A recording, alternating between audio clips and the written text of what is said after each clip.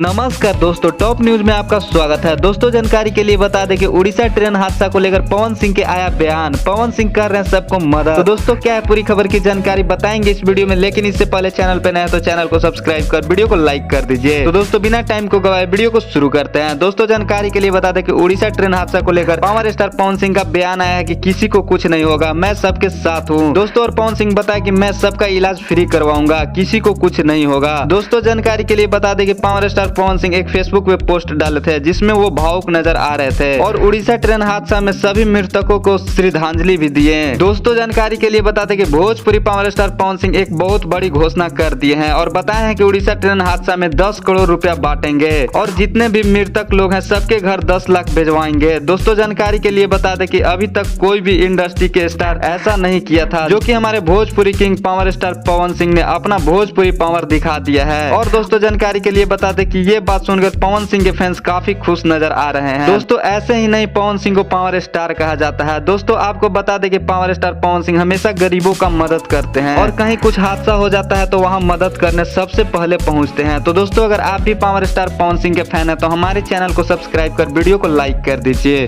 फिर मिलेंगे अगले वीडियो में।